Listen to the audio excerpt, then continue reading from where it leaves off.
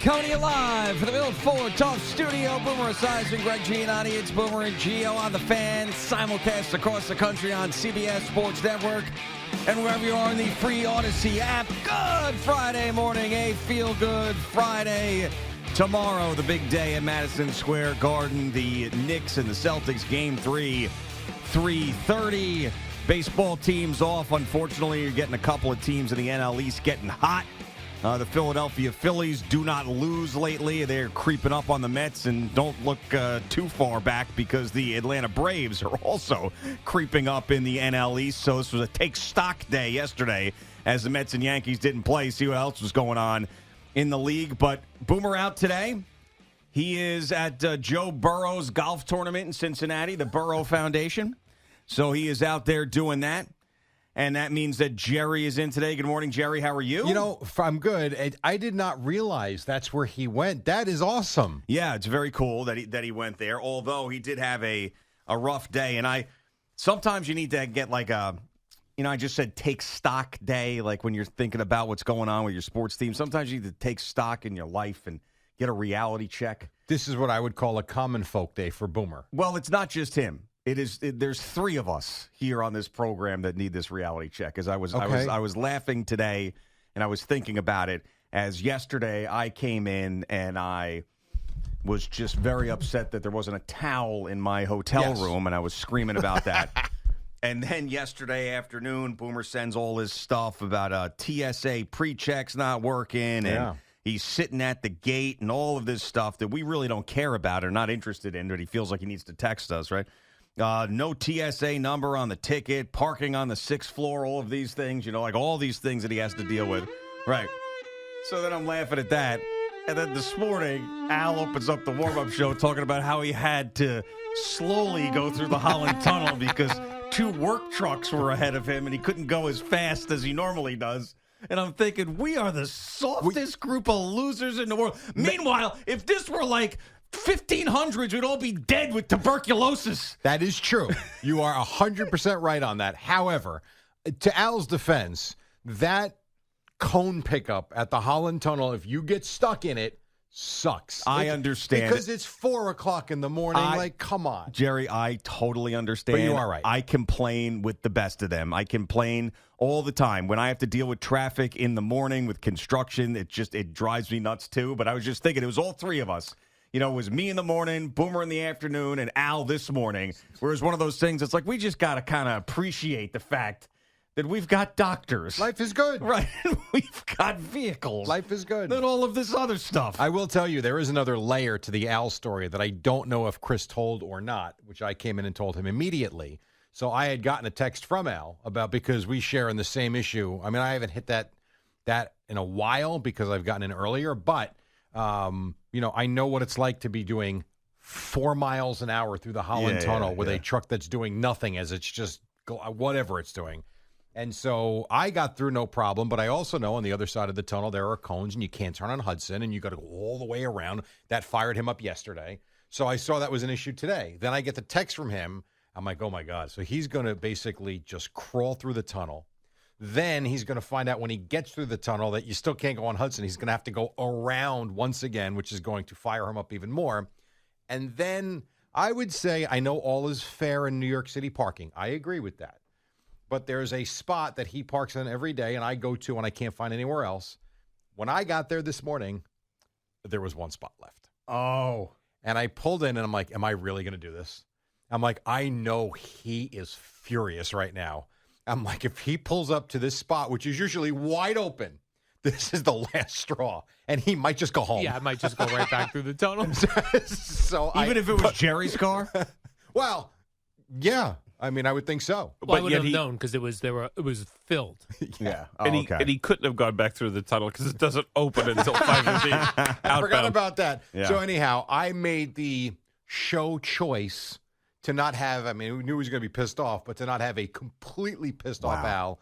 I left the spot, and I went to another place that I thought would be open, it was, and I left it for him. It really is amazing. It's the classic squeaky wheel gets the grease theory. When you're a wide receiver, you don't get the ball and you complain, they feed you the ball. I mean, it just shows you, like when you're a child, you're a toddler, and you scream at the top of your lungs, you get what you want.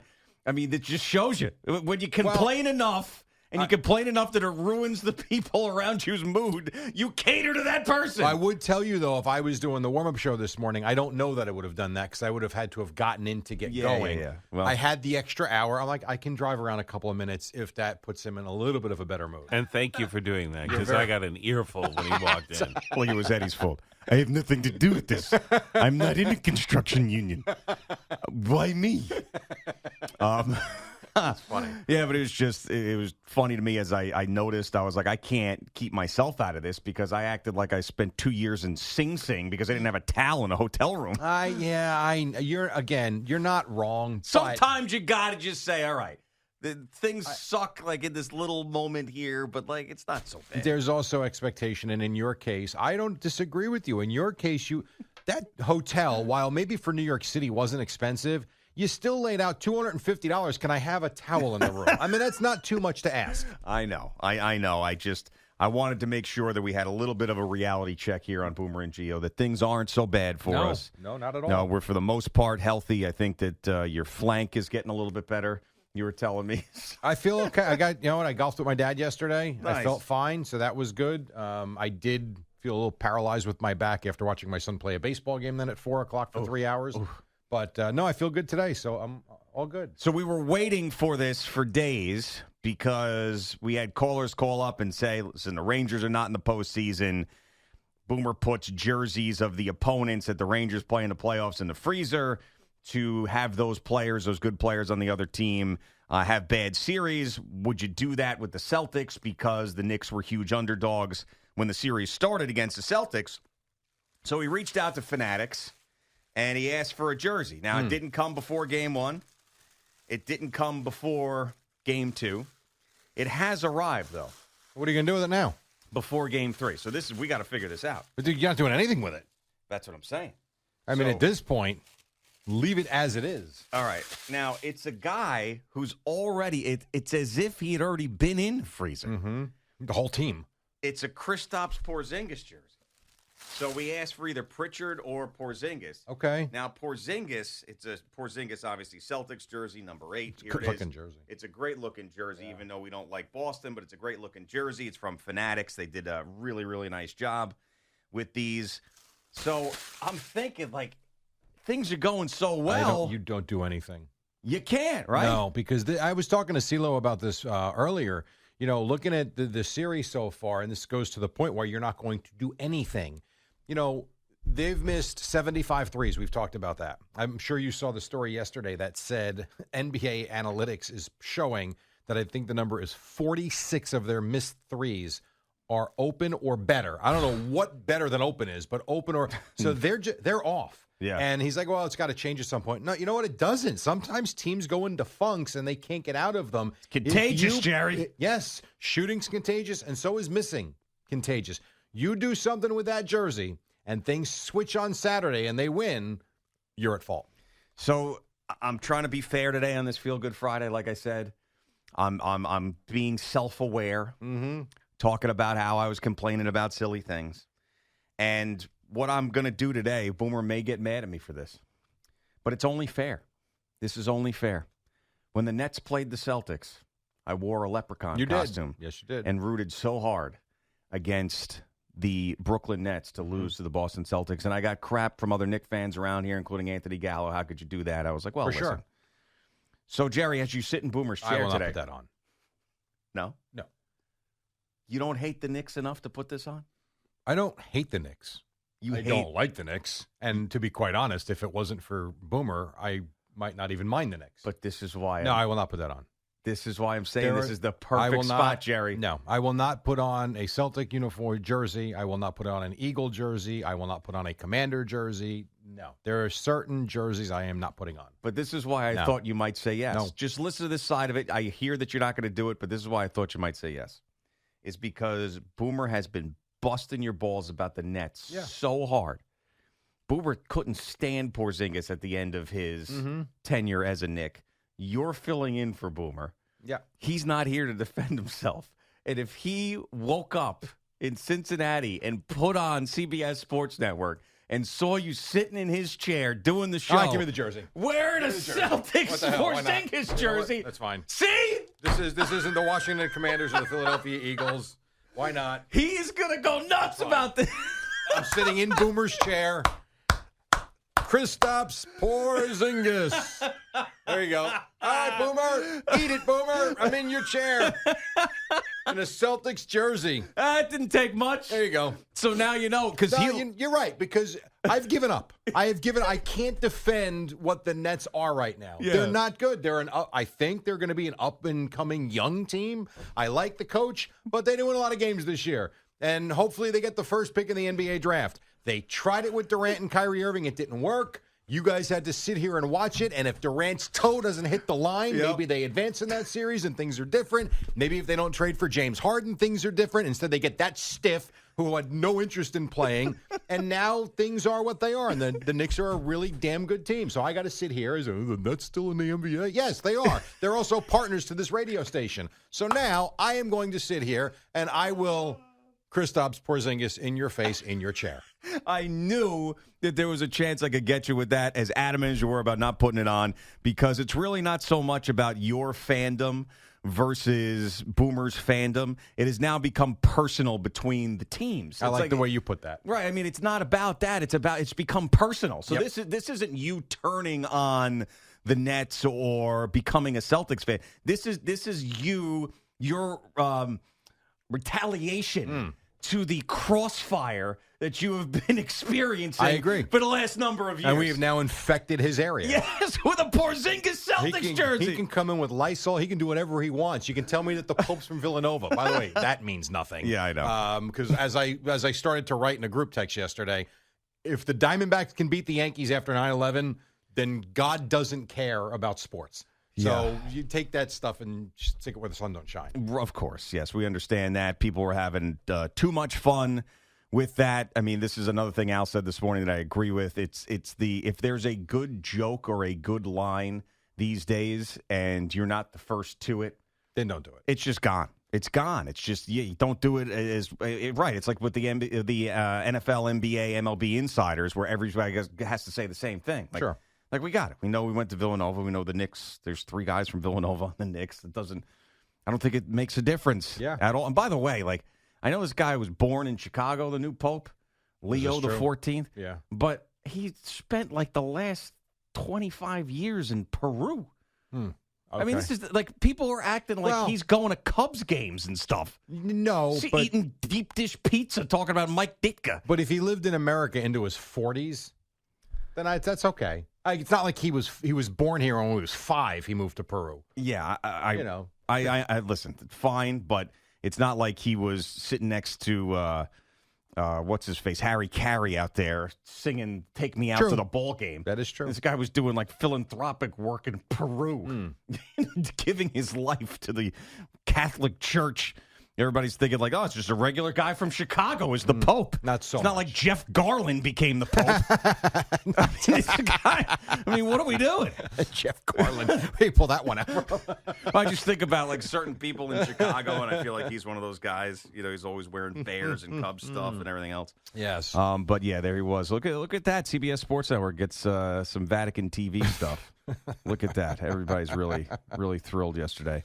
Will you be? Let me ask you this: will you be and I actually don't think the Celtics are going to win. I think the Knicks are going to win Saturday. Even though I think if I was going to make a wager, I would bet Boston Saturday and then probably the Knicks on Monday. But you know, if the Celtics do win Saturday, do you come back on Monday feeling like? And I know it depends on how they win. I get that too. But would you come back in here on Monday saying, you know, we got a series?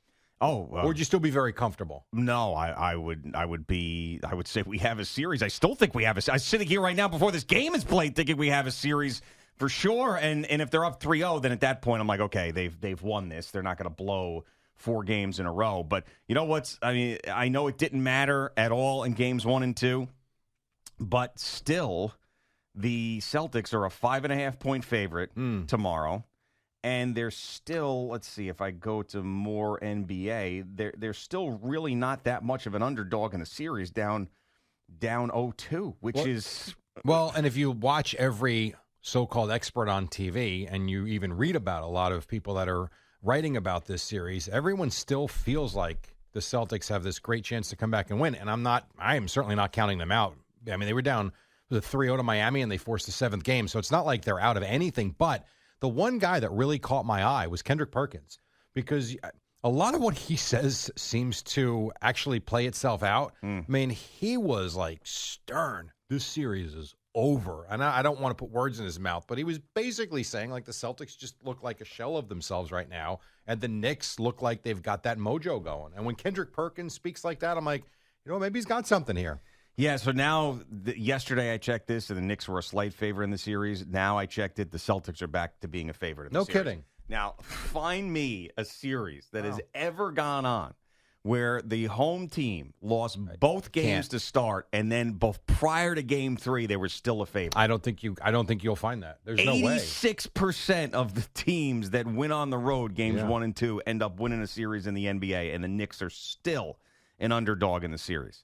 Now, I can understand why. I mean, if the Knicks had beaten them soundly in games 1 and 2, they would be the favorite, but they didn't. They had to have 2 miracles. But I do think there is something to the shooting has gone so cold. It's in their heads. Now they got to go on the road. They're thinking about blowing leads again. I do think there's something about a ball rolling down the hill, sort of an avalanche type of thing with them, where maybe Kendrick Perkins is right. But I played those clips from the two hosts in Boston yesterday, and we were having fun with it. But when the guy said, and forgive me, I don't know what his name was, but he talked about the Knicks being a bunch of cockroaches because you just can't seem to kill them. And I agree with you. If you're the Celtics, how can you not think that until there are zeros on the clock, like this team's not out of it? 20-point leads is one thing. 20-point leads in your home building is another. And to do it 2 games in a row and to lose both games is beyond staggering. Yeah, so I don't know if Boomer's got a hotel room that hopefully he does. It has CBS Sports Network in it, but if he does, he will put it on. From his chair. Let's go, Celtics. Let's go, Celtics. This is the Boomer chair. And I know I'm responsible for this, but I had to. He has been so unfair with this whole thing. And I'm not one of these crazy people that thinks that anything has any effect on the series. I honestly had 2 friends just text me while I'm doing this bit. 2 friends that are up driving to work go, don't give him the jersey. It's bad luck. 2 of them. I'm like, come on, stop. Will you stop? Yeah, this has nothing to do with anything. But it is. It's fun. But Boomer will get pissed. He will be pissed. In his chair. As I mush my butt cheeks on his chair. Let's go, Celtics. All right, Boomer and Gio and Jerry in for Boomer this morning. CeeLo joins us in just a couple.